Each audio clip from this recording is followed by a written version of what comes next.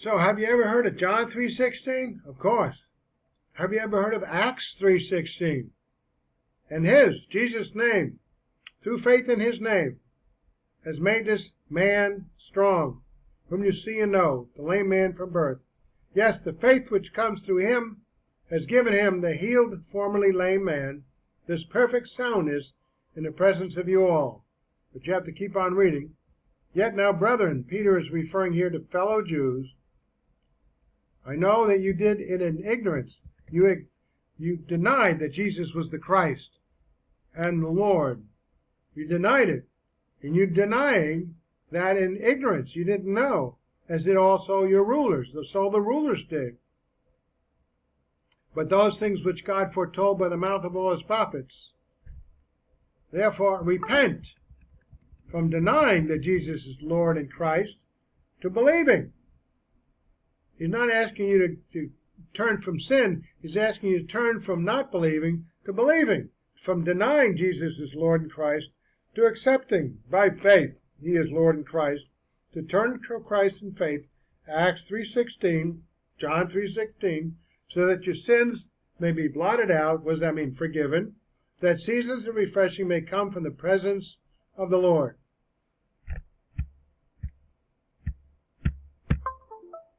So, in Acts 3:19a, Peter's offering to Israel and to Gentiles, all mankind, the opportunity to repent and turn from ignorance of who Jesus was to faith in him as Lord and Christ, so that their sins may be blotted out in the sense of forgiven unto eternal life.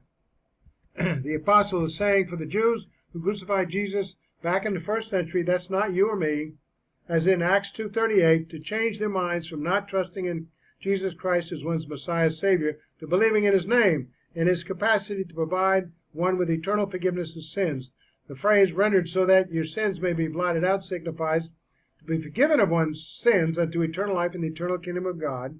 On the other hand, Peter preached in Acts 3:19b that seasons of refreshing may come from the presence of the Lord, as if it's not going to be imminent, like it was in Acts 2 and before, that one believes in Jesus for Christ for forgiveness of sins, so that one will enter that kingdom of God when it commences in the future, and everything is restored in the future. Different story here, very subtle. You get that difference. Notice that there is no stipulation in Acts 3:19, 3:17, 3:18, 3:16.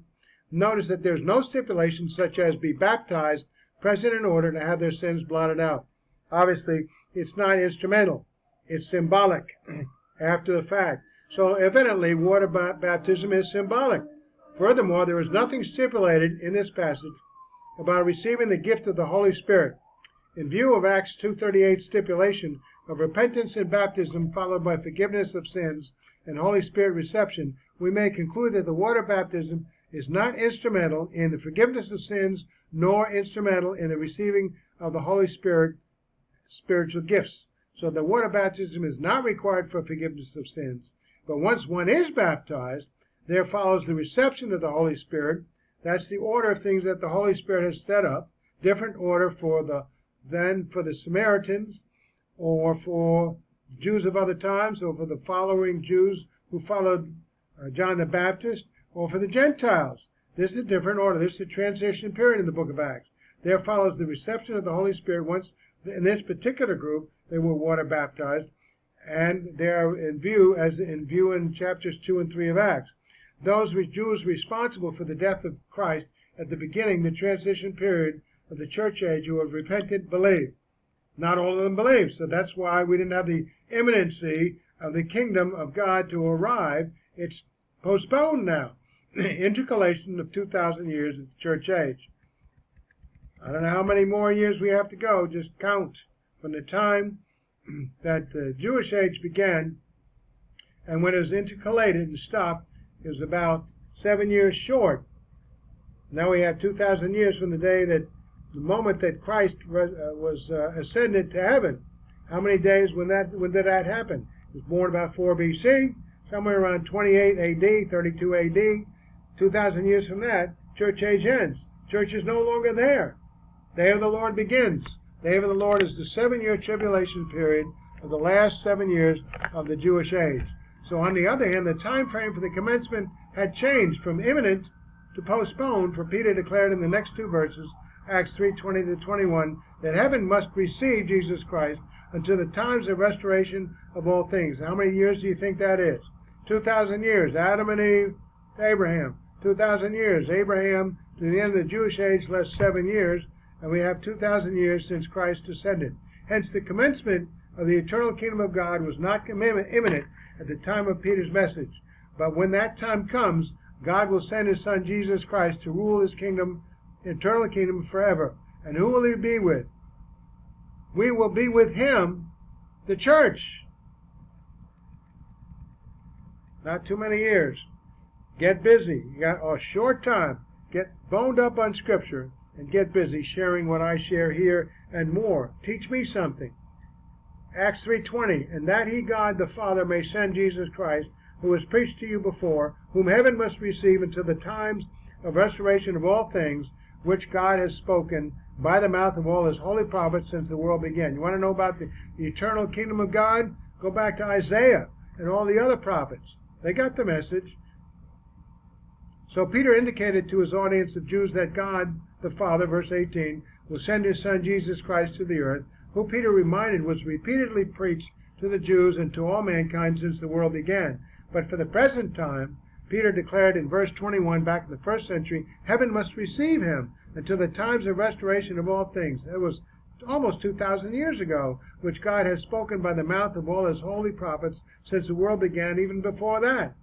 So our Lord, Jesus Christ, will come to earth to commence his eternal kingdom rule when it is time.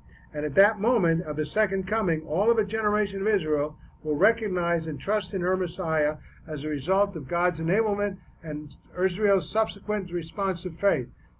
Compare, now I'm going to put my study on the New Covenant, I'm going to put an image in here. It's going to be magic. Okay, we're going to put that in there. A more button. You want to know more about that? Here it is. The New Covenant.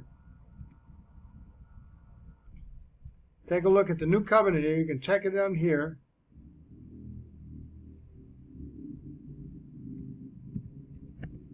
New Covenant.htm. There it is. So you'll see that button. I'm going to upload it today. That's the study I did in the New Covenant, which includes Jeremiah 31 to 34, Zechariah, and there's passages in Ezekiel and other passages in all over the place talking about the New Covenant with the house of Israel, house of Judah. When that happens, all of Israel will be transformed into perfect human beings, live hundreds of years, know the Bible perfectly. There'll be priesthood co-ruling with Christ over the Gentile nations. Amazing. Hasn't happened yet. It was supposed to be imminent. No church, right? But God decreed that there would be a church. Israel would be given one more chance over the years.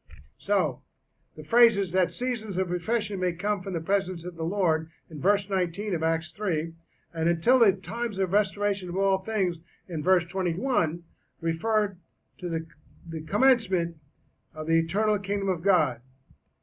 Look at Acts 5:30 to 32. Peter said, verse 29, the God of our fathers raised up Jesus, whom you Jewish rulers murdered by hanging on a tree. Him, this is Acts 3, and then 5, same message. Him God has exalted to his right hand to be Prince and Savior, to give repentance to Israel and forgiveness of sins. Now tell me what that word repentance means. Change of mind from not believing to believing. HaMashiach, Lord and Christ, is Jesus. And we are his witnesses to these things, and so also is the Holy Spirit, whom God has given to those who obey him. What does that obedience mean? What were you asked to do? Repent from sins? No. You were asked and commanded to believe. Change your mind from not believing to believing. Obey that as trust alone in Christ alone. Sometimes repentance means change your mind in a mental way, change your attitude towards Christ. He is not guilty of what he was crucified for. He is the Lord and Christ. Pay the penalty for our sins, and you have eternal life. Notice that Peter declared that repentance was given to Israel in the sense of all the Israelites being given the opportunity to repent/believe. unto forgiveness of sins, unto eternal life in the eternal kingdom of God.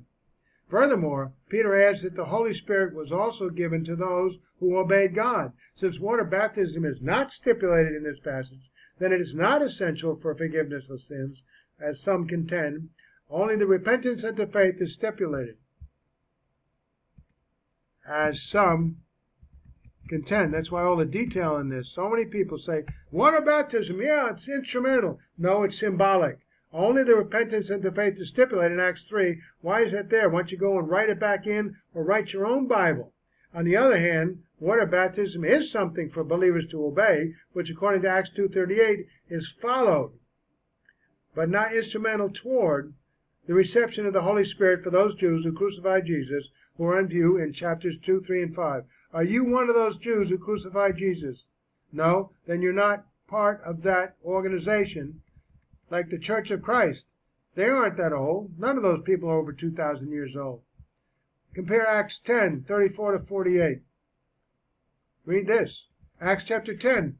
Where's water baptism?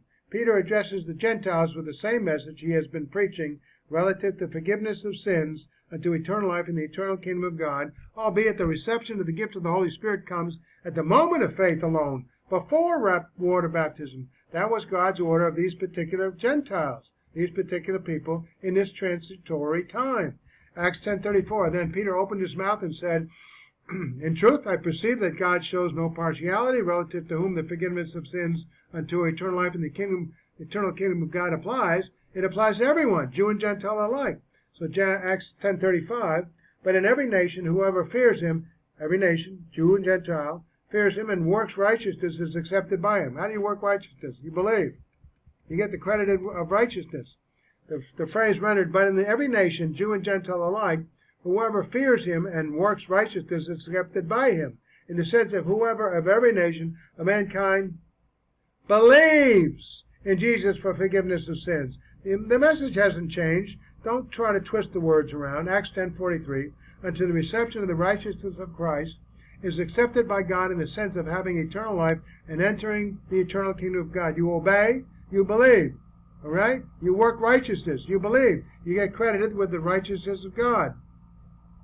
Romans chapter 3. Believe, you have the righteousness of God credited to your account. Abraham 12.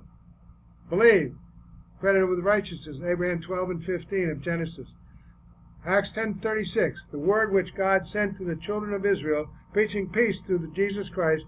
He is Lord of all. The word you know, which was proclaimed throughout all Judea and began from Galilee after the baptism which John preached, how God anointed Jesus of Nazareth with the Holy Spirit and with power, who went about doing good and healing all who were oppressed by the devil, for God was with him. And we are witnesses of all things which he did both in the land of the Jews and in Jerusalem, whom they killed by hanging on a tree, whom God raised. Him God raised up the third day and showed openly, not to all the people, but the witnesses chosen by God, even to us who ate and drank with him after he arose from the dead. And he commanded us to preach to the people. What's the message? And to just testify that it is he, Jesus Christ, who was ordained by God to be judge of the living and the dead. And here it is, 10:43, to the Gentiles and all the world. To him, Jesus Christ, all the prophets witness that through his name, whoever believes in his name will receive remission of sins. Any water baptism there? No. It came afterwards as symbolic and not instrumental. Notice that the Old Testament prophets indicated that there were, with a moment of faith alone in the Christ Messiah, Savior alone, one will receive remission, forgiveness of sins unto eternal life in the eternal kingdom of God. So Acts 10:44, while Peter was still speaking these words, the Holy Spirit fell upon all those who heard the word. No water baptism here. It's a different order for God. This implies that those who heard Peter's words evidently believed in Jesus Christ for forgiveness of sins in the eternal kingdom of God, Gentiles included, whereupon they received the gift of the Holy Spirit. And those of the circumcision Jews who believed were astonished, as many as came with Peter, because the gift of the Holy Spirit had been poured out on the Gentiles also, through faith alone, just like they. Notice that the phrase rendered the Holy Spirit fell upon and the gift of the Holy Spirit had been poured out on are saying the same thing, that they have been baptized by the Holy Spirit. Notice that this occurred when they believed on Gentiles before they were water baptized. More on this next time.